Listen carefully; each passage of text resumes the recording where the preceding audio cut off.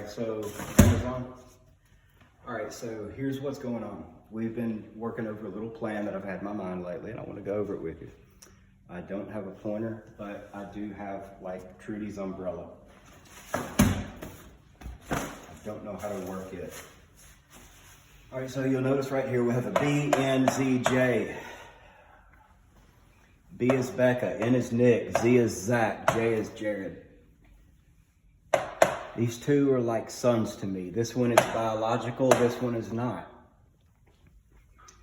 This one's a sister to me. What can we offer professionally? You got a PhD on the way.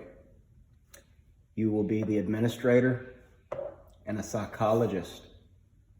What kind of function can you bring? What are you going to specialize in? You can bring your forensic psychology and practice on it and get specialized grants for that, which add stability to the business plan, right? Come over here to the far side. J is me. I'm going to function as a counselor. I'm going to also function as a utility man so that you don't have a workload. If these two, we should all four be through in school at the same time. If these two have problems fulfilling their workload, being here, somebody's out, I'm the guy that takes up the slack. That's me. I will be a utility man in that regard, but I'll call myself a senior counselor. I am going to specialize in various therapies. You will have to sign off on some of those. Other ones I can just administer that can happen, and when you're, your general stuff. Any kind of therapy or medication that somebody needs, you will handle the referral to a psychiatrist. What else will I do? Well, I intend to focus on naturalistic observation, and that's kind of a thing of specialty right now. And there's not a lot of research data on naturalistic observation as compared to going and sitting on a couch.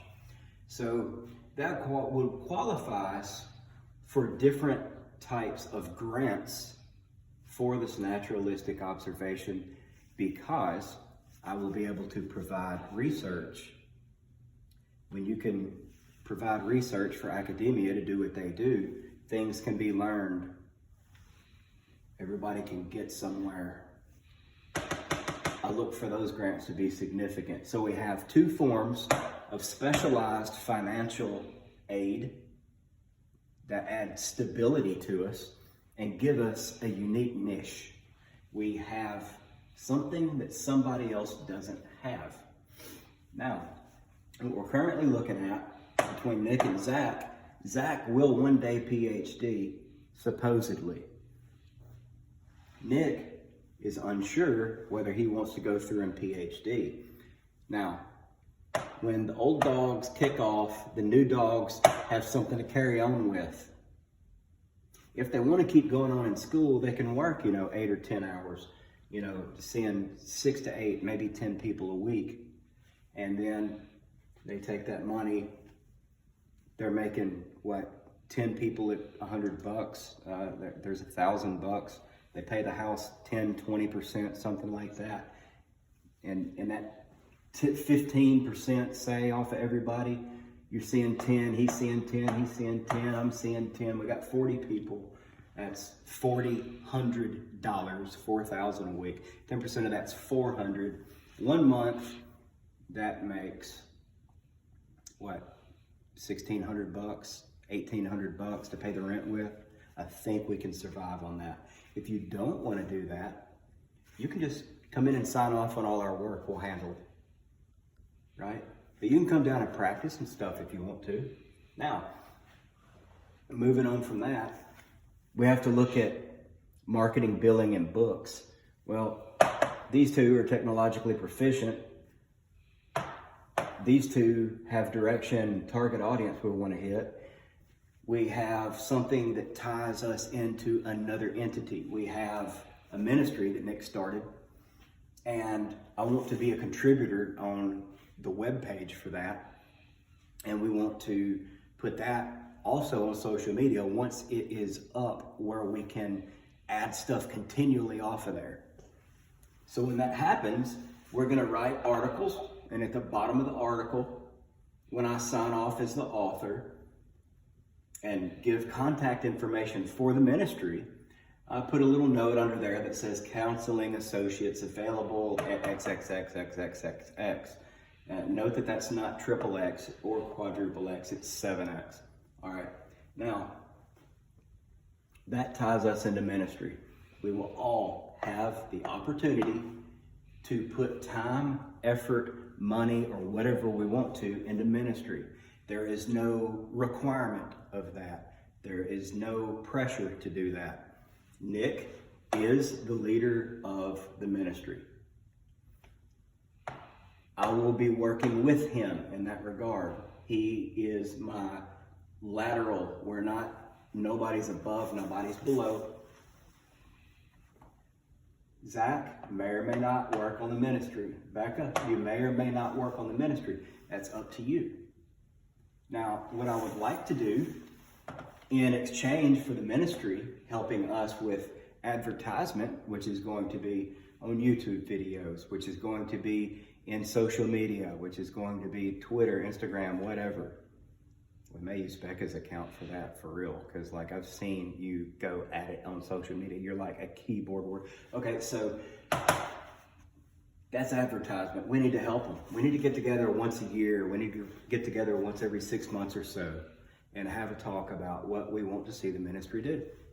We want to see a direction, and we talk about how much money that takes, how feasible it is, and whether we can support that or not, right? And we still haven't solved the marketing, billing, and books, but the advertising, wow, we've got our foot in the door. We also have different ways of advertising around town. We have a lot of contacts with public places and things like that.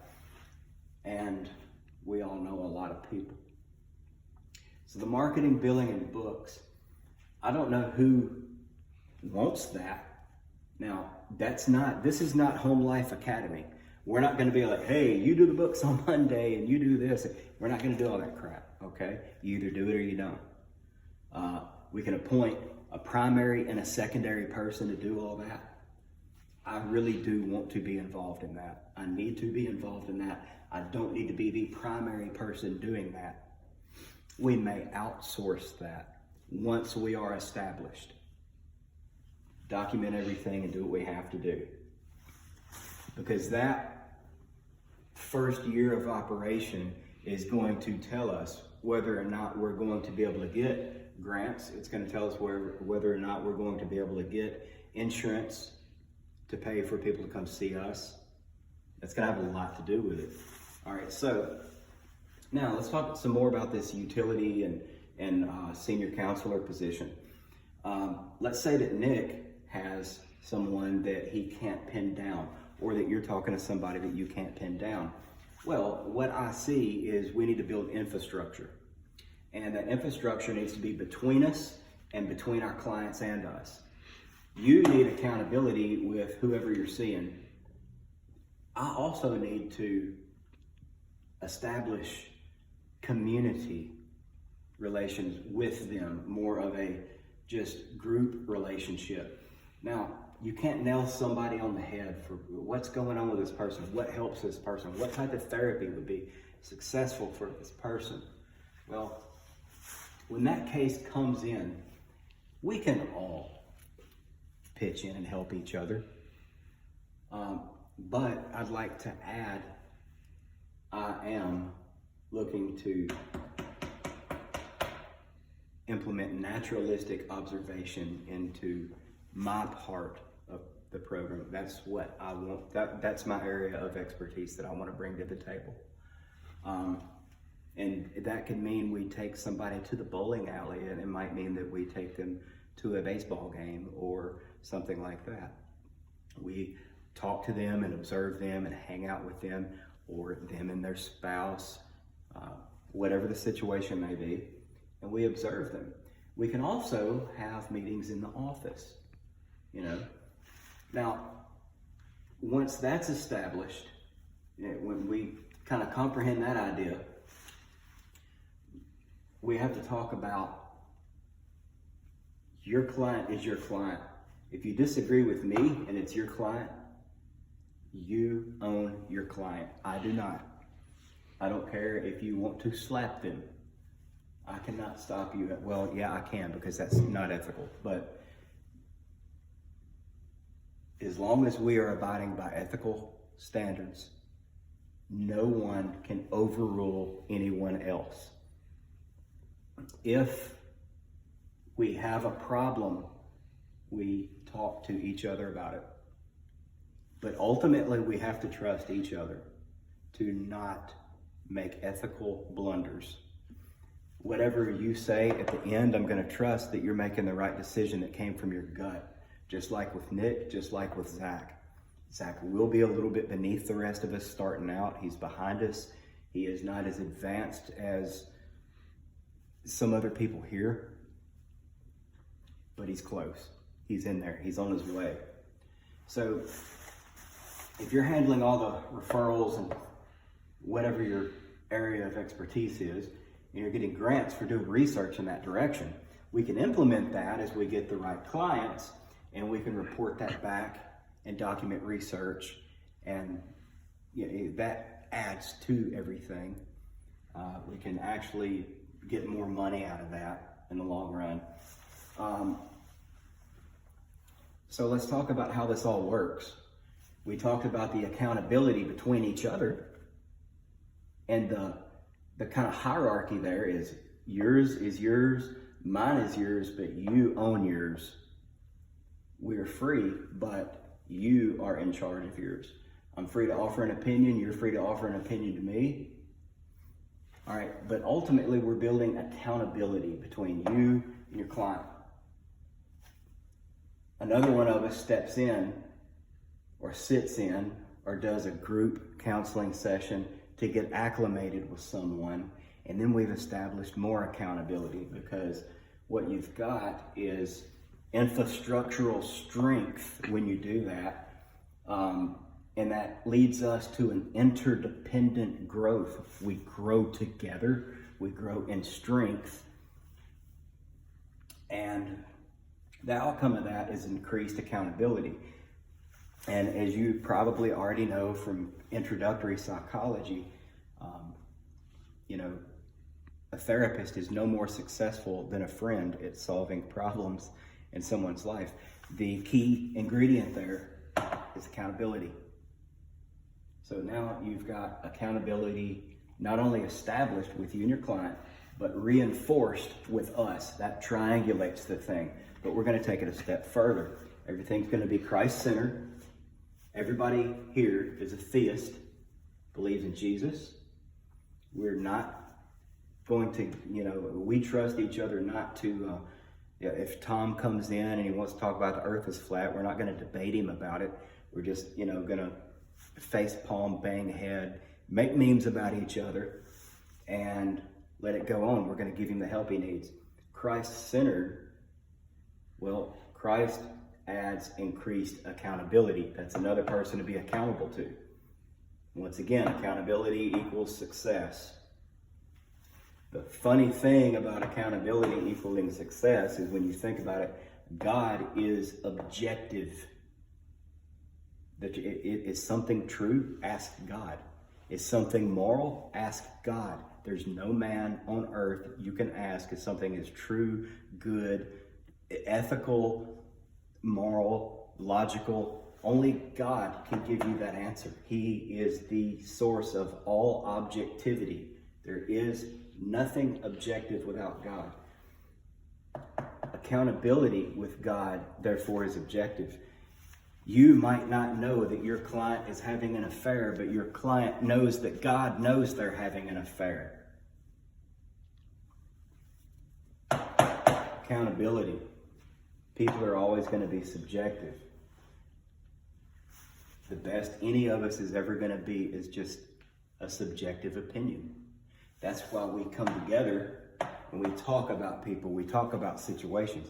That way we have multi-subjectivity. Just like when you research a scientific concept, it has to be repeatable multi-subjectively. If we agree multi-subjectively, that leads to the fact that we might be on to an objective truth. We're going to be praying about it the whole time along, and then your accountability is automatic. So that's kind of the basics of it. And so you've basically got a business and a ministry, and the ministry kind of piggybacks on the business. And instead of having, well, let's buy super nice computers and let's do all this and let's do all that, we might be hitting Joe up for some of that equipment if you don't mind. We're going to be making some donations here. If we've got tax money to take care of at the end of the year, it's going right here. That's exactly where it's going. It's going to go there, and then it's going to go to the homeless. It's going to go to the needy. It's going to go to the people that are hurt, depraved. If somebody wants to come through the ministry, specifically if they come through the ministry, and whoever's involved with the ministry is welcome to talk to them, counsel them, deal with them, and all that stuff, and maybe even have some expenses covered either by the ministry or by a account that we establish that's for ministry work. But you're not out of your pocket to go deal with somebody. If that's up to you.